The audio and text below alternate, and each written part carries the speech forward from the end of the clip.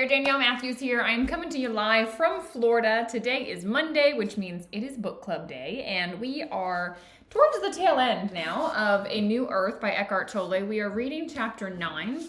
If you have never joined us before, that's okay. Every single conversation with this book club really is standalone. And I think some of the wisdom in it you could sit and percolate on and listen to again and again and again, because these are the truths. These are the truths that will help liberate you. And today, this section of the book was really talking about success, what success looks like, what sort of conventional success looks like, and what true success, your true inner purpose and outer purpose in life. And as you know, if you're new to my content, you might not know, but I help people on their healing journeys, physically, mentally, emotionally, and spiritually, and this book club is meant to help and support with that spiritual development. So if you're joining me live, let me know when you get here. And if you're catching the replay, let me know that you're on the replay. Yes, and happy St. Patrick's Day. Well said, Charlotte, I forgot. So I kind of have green on. It's like an off green. But anyway, green's not something I have much in my wardrobe. So coming into this week, as usual, I have taken a bunch of notes to kind of run through with this because there's so much. And there's absolutely so much in each and every one of these. And this section of the book is interesting because it's like a dialogue. So up to now, it's sort of been like some subheadings and specifics we're going through. Hi, Karen. Hey, Tina. And this section is really a dialogue where Eckhart Tolle, who's an incredible spiritual teacher, is really sharing the common themes of conversations that he's having with people again and again and again, and trying to help people truly see what he's getting at. Because our mind, our ego, creates, well, it's interesting, I have glasses on today, right? It creates a lens through which we see the world. And it causes us to see an illusion that isn't there. And so it's when you're trying to unlearn and really learn these principles and teachings, when you see it through the lens of the ego, you misinterpret. And so this is kind of a really good discussion about some of the places where people fall down, common misunderstandings, if you will. So, hey there. So looking at this, the first question that was asked here was about how can anyone ever be in complete harmony with life?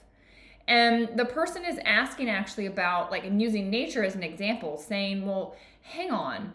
If you're teaching us that we need to be present with what is and always relax with what is and just be fine with what is, like, it's not possible to always be in harmony because sometimes what's in front of you is an obstacle. And the person is asking and using this question of like a sapling that's growing, and that sapling, when it grows, it has to push through soil.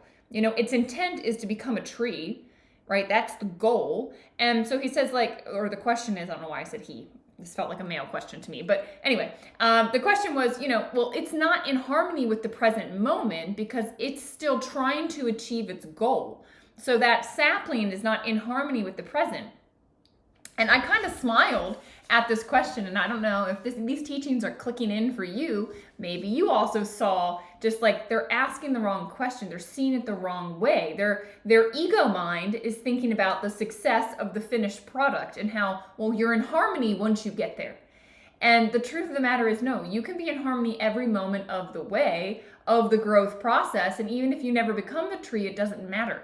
It was just, that was the intent you were moving towards, and then you're enjoying moment by moment by moment. And, what he says, it's on page, so where are we? We're on page 268. He says, the sapling doesn't want anything because it is one with the totality, and the totality acts through it. Honestly, I think you could spend a year contemplating that sentence. So the sapling doesn't want anything. Nature is a beautiful example. You watch, it just expands, expresses itself, right? It's in alignment with life, which is the perpetual growth. Consciousness just wanting to explore, expand, and express itself. And so the sapling is totally in alignment with that. It doesn't care about becoming the tree or that it's not the tree yet. It just knows, hey, this is what I came here to do. I came here to express myself and become that. And whatever happens on the way is whatever happens along the way. All right. The sapling doesn't want anything because it's one with the totality, and the totality acts through it.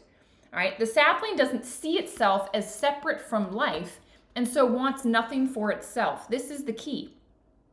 we as human beings, when our ego gets developed, we separate from the totality of life. We separate from the whole. Kids are still in alignment with it. Kids are operating, right? They say that kids are with God still. They're still so in alignment, like animals are, like nature is, with this intuitive consciousness, the totality of life is what he calls it, flowing through. As humans, we begin to separate. And when we individualize, we cut our connection off from this, right? This is the original sin. This is where we miss the mark. This is where we get involved in the illusion of what we think is real and forget what truly is real and the connection that we have and where we came from. All right, this is what this is all getting at. This is the sapling example. So the sapling doesn't see itself as separate from life. So it has nothing, it wants nothing for itself. It is one with what life wants. That's why it isn't worried or stressed.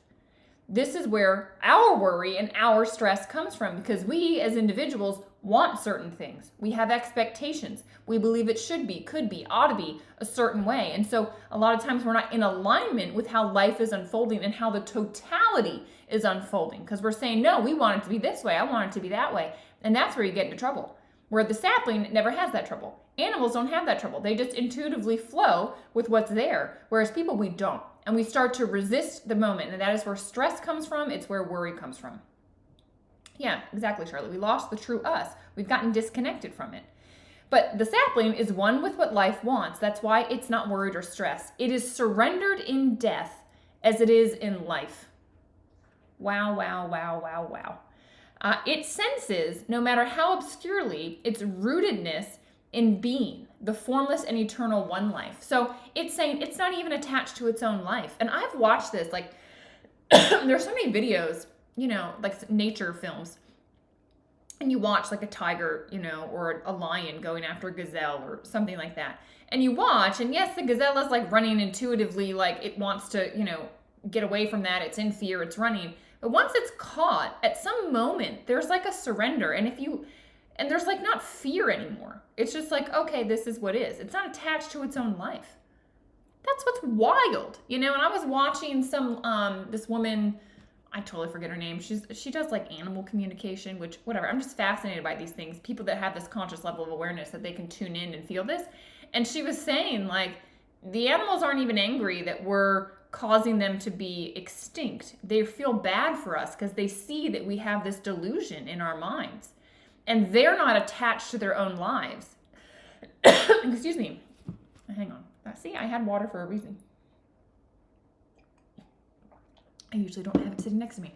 But they're not attached to their own life because they're rooted in the totality of it all. It's like they know they're part of the ocean and are just here right now as a wave. And so if the wave gets destroyed, well, the oceanness in them never does.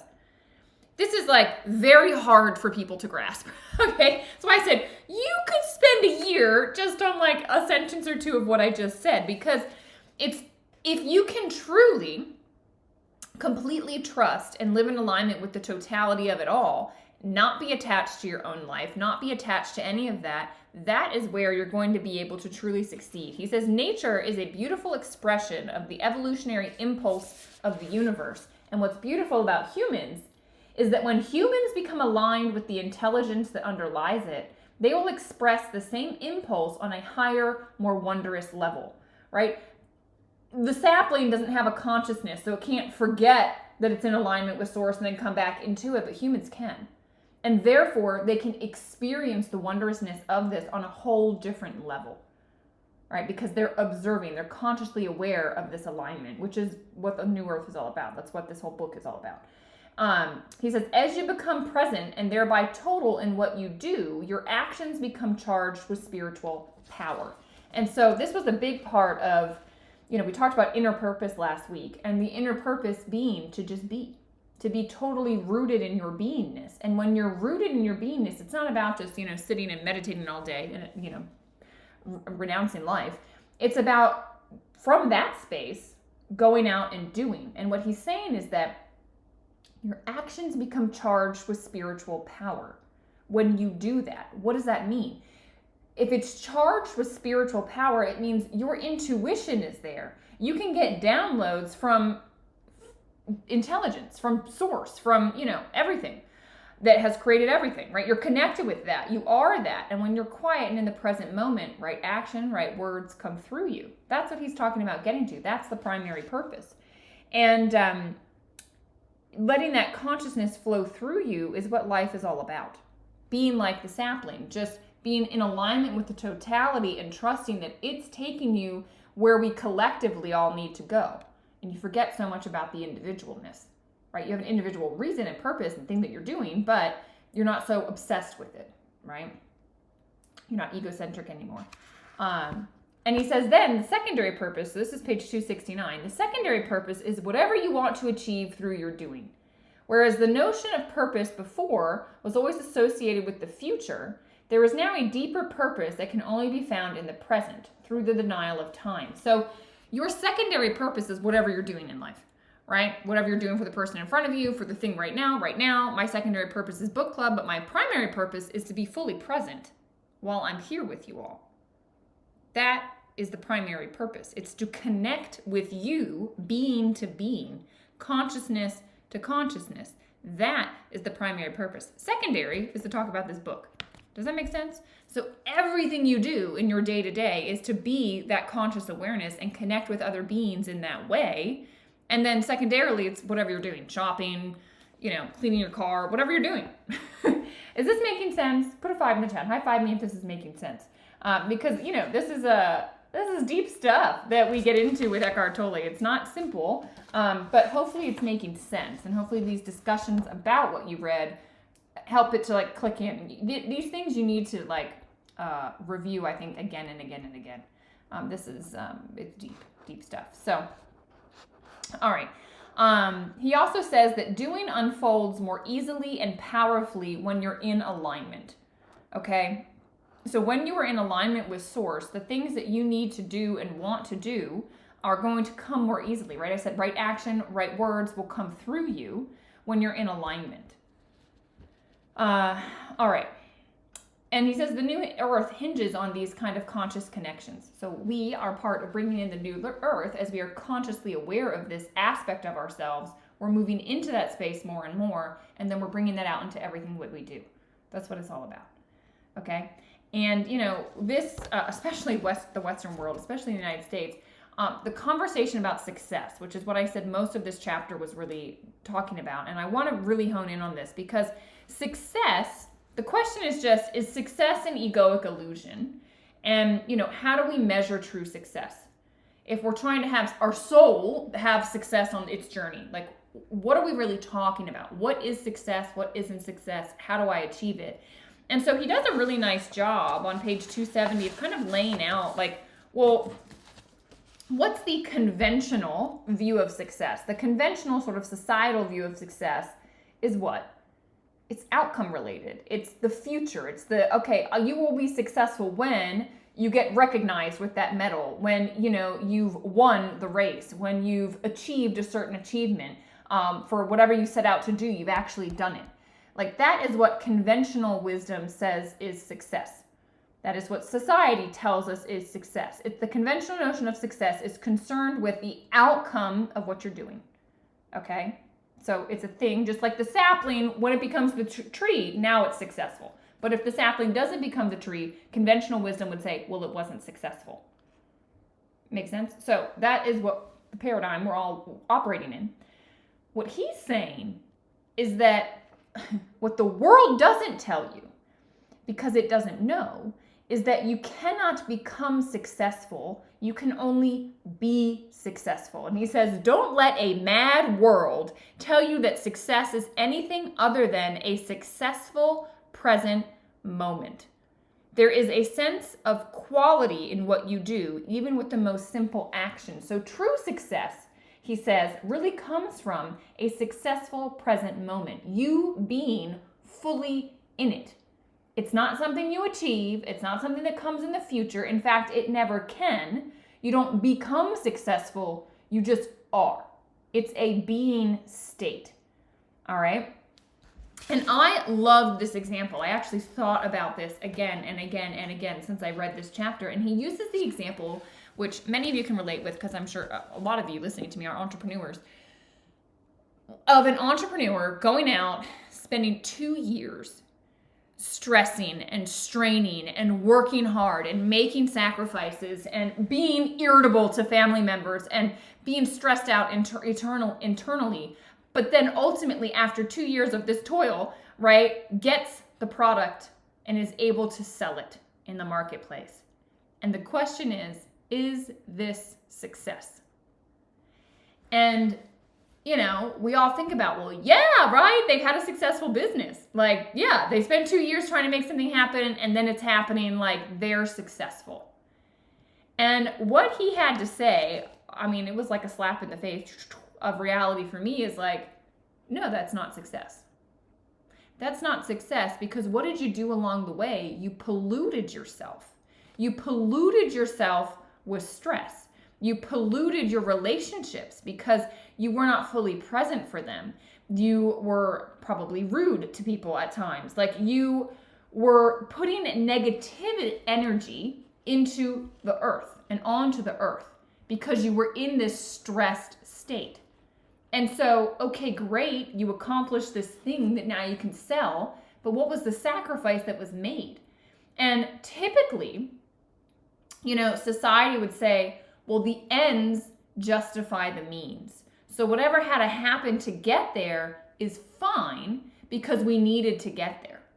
And this is what the jumps our mind does. Well, it's worth it to sacrifice the time with my kids, the relationship, the blah, blah, blah, blah, blah, because of where we're going.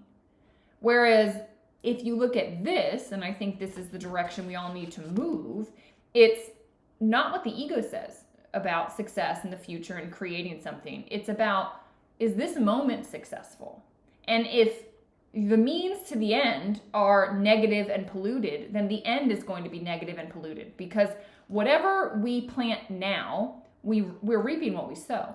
And what they're saying, spiritually speaking, is there will never be sustained success if you create it through that kind of struggle and strain. Okay? And so what he's saying is that it's all one and the same. And if you did not contribute to the happiness to get to that end, the happiness of the planet and yourself, then the ends will not contribute ultimately to happiness. This is wild to consider. All right. And he says, what the future holds for you depends on your consciousness now. I remember a friend of mine sharing with me, and she said, Danielle, think about right now, you're like a tree, and your inner awareness and consciousness are creating certain fruits. And those fruits of the tree now, how you are now, are going to drop to the ground, and those seeds are going to be planted, and they become a tree in the future. And so what you're doing right now is planting the seeds for the tree you're going to have in the future. And so what happens right now is really the only thing that matters. It's the quality of the present moment.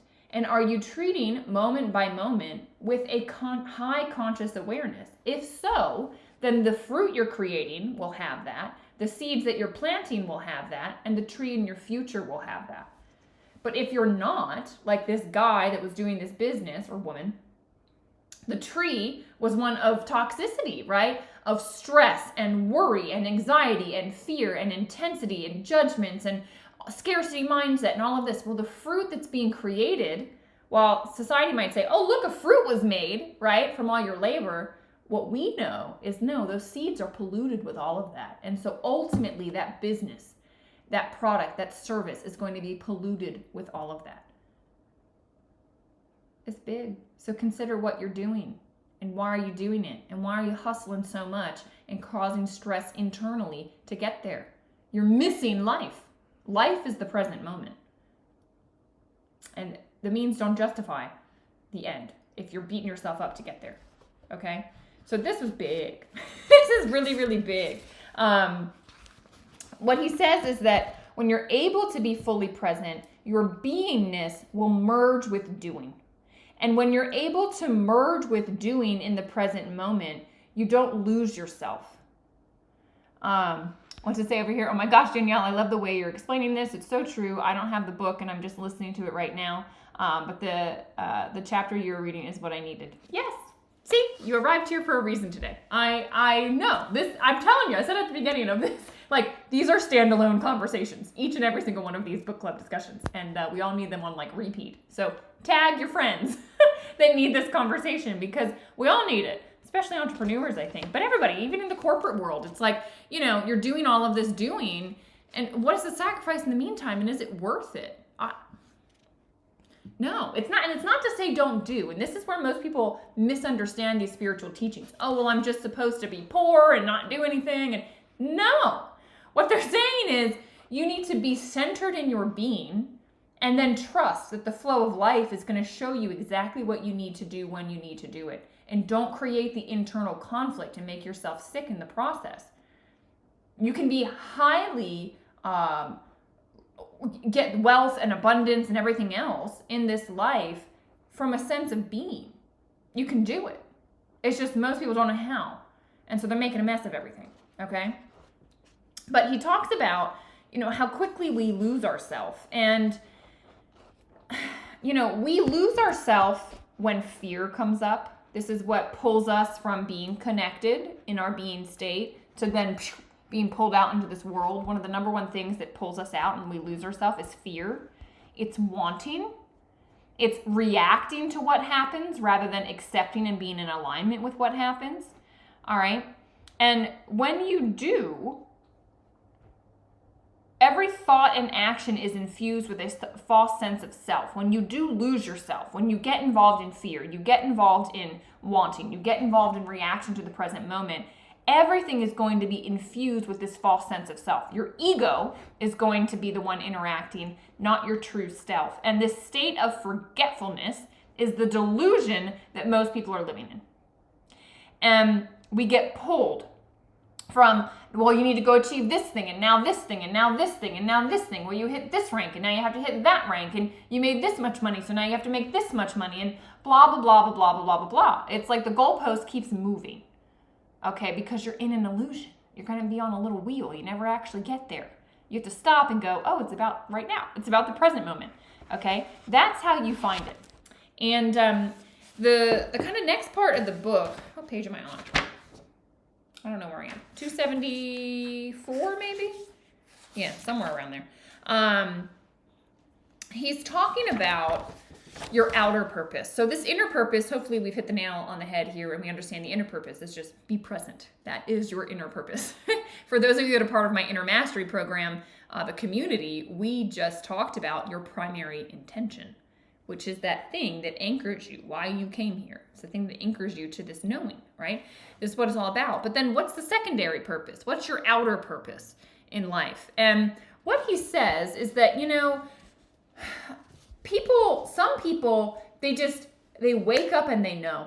You know, this weekend I was at a friend's house and I'd never met their wife. And I was talking to the wife about like, well, how did you two meet? You know, and I was trying to get the story. And she said, you know, I had a great job. I was working in New York in finance, and I was hiking one weekend. And while I was hiking, I was near the Appalachian Trail. And I just had this knowing inside of me that I needed to go hike the Appalachian Trail. And within a month, I had left my job. All my stuff was in storage, and I went and I hiked it from Georgia right all the way up. And through that journey and the people she met along the way, ended up then making a connection to the person that she's now married to. And her life is completely different. She lives on a farm. It's quite opposite of New York City, right? And she said, I just knew and I acted. And that is what happens for some people. It's just a knowing. Like Eckhart shares his story about like he just knew he needed to move and he just moved. And he was living on savings and didn't know what was going on, but he wrote this book in the process. And then he won a lottery ticket that helped him out until the book was published. He started making money. And there's just a knowing sometimes that comes. And when that sort of knowing comes, it's clear as day. Okay? Some people have that. And sometimes it's an external circumstance. You know, I would say that's what happened in my life. It was an external thing that happened. It was like I got hit by a drunk driver, massive car accident. So I couldn't continue in the direction I wanted to go. I was put on a different trajectory. And sometimes things change that may look negative. All right?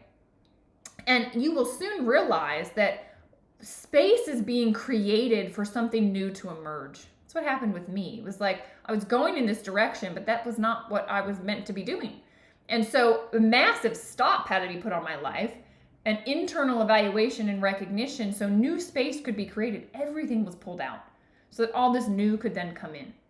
All right. And he says, for some people, it doesn't happen in a big shift.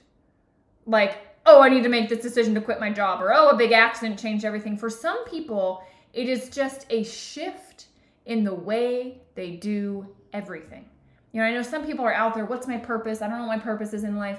Your purpose is to bring presence into each and every moment. And so then how you do everything you do will change. And then you'll start to see synchronicities. People will start to come in your life. Circumstances will open up. Everything will just flow. So long as you stay there. All right, that's what, this is all about.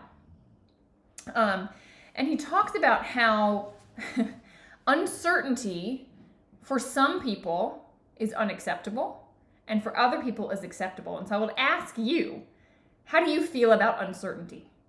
Put a 1 if you're like, I hate it. Put a 2 if you're like, hey, I can roll with it.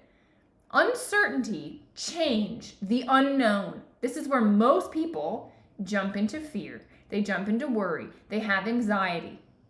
And if you think that it is unacceptable to not know, then uncertainty is going to lead to fear for you.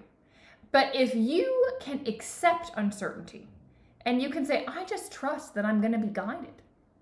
If you can accept that, then there will be an aliveness in your life, a creativity that starts to flow through you. There will be alertness in everything that you do. You will be more alive. It's interesting. I think a lot of people experience this when they're on vacation. I know when I went to Colombia last year, we didn't really have a plan. It was like, we're just going to show up and flow. We're just going to roll with it. There's going to be complete uncertainty, even with where we're sleeping, what we're eating, what there is to see and do. We're just going to show up and flow. And sure enough, everything happened that, we had kind of wanted to have happen. We experienced great food. We got to go dancing. We got to see all these amazing things. And we were just in flow with life. A lot of us are okay to be that way on vacation, but not so okay to be in the day-to-day because our mind jumps in. It should be this way, ought to be this way. I know how to make this happen and that happen, da da da da. And so you get pulled out, right? Exactly, Doug. You got to roll with it. So let's see. We've got a couple of minutes left. So anything else that I wanted to kind of point out from this? The last bit of the chapter really talks about unity. It talks about being able to connect in with this wholeness.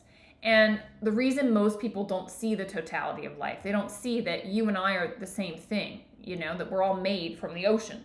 And 2 reasons are, number 1, our senses. Our senses, what we see, hear, smell, taste, touch, really reduce life into these tangible external things. And what I would say is, I don't know if you've ever had this experience. I know in some of my classes that I've taken, I've had spiritual teachers just have us sit and stare into the eyes of a stranger that's also in the class. And I don't know if you've ever had this experience, but if you just sit and look into the eyes of someone else, the mind will eventually quiet, and then all you see is that aliveness, that consciousness that is you. You see yourself in that person, and you see truly who they are. It's wild. And that's something you don't unknow. Okay? But our senses most of the time pull us out. The other thing is that we have compulsive thinking. Like most people have compulsive thoughts in their mind. Their mind is never quiet. And so because of that, we get disintegrated. We unintegrate with the universe, with consciousness. It's why kids are still in alignment because the thinking mind hasn't kicked in so much. But then we as adults get pulled into it, and thinking cuts us off from the totality of things. And then we start to make unintelligent and very destructive choices because we're completely cut off. So I'll just wrap up with page 277 because he says, nature is just this beautiful reminder of the totality. And when you're in it, you experience it. And he says, nature exists in a state of unconscious oneness with the whole. This, for example, is why virtually no wild animals were killed in the tsunami disaster of 2004. Being more in touch with the totality than humans, they could sense the tsunami's approach long before it could be seen or heard, and so they had time to withdraw to higher terrain. And I love this. He then says, perhaps even that is looking at it from a human perspective. They probably just found themselves moving to higher terrain. Doing this because of that is the mind's way of cutting up reality, whereas nature lives in unconscious oneness with the whole. They don't even know why they're doing it, they're just doing it. All right? And it's our purpose and destiny to bring a new dimension into this world by living in conscious oneness with the totality and conscious alignment with universal intelligence. That is what we are here to do. So, lots to think about. I hope that you enjoyed this discussion, guys. If you feel that a loved one needs to hear this, share it with them. All right. We are going to, we're moving to the last chapter, A New Earth, chapter 10. I think I got to break this into like 3 sections because it's like 30 pages long. So, I'll put it in Telegram, but probably we'll read to like page 288 where it says Awakening and the Outgoing Movement. We'll just read everything from 279 to 288. Okay, so we'll stop right there. We'll be back next week. And any questions, comments, of course, put it in Telegram. I'm grateful for all of you. All of this is up on my YouTube channel as well. Evidently, live videos are now going to be taken down off of Facebook and these other platforms. So after 30 days. So that is unfortunate, but hey, that's the world. So it's up on YouTube and it'll live there forever. And if you need that, I'll put that information in Telegram. So appreciate all of you guys, and I'll see you next week. Have a beautiful week.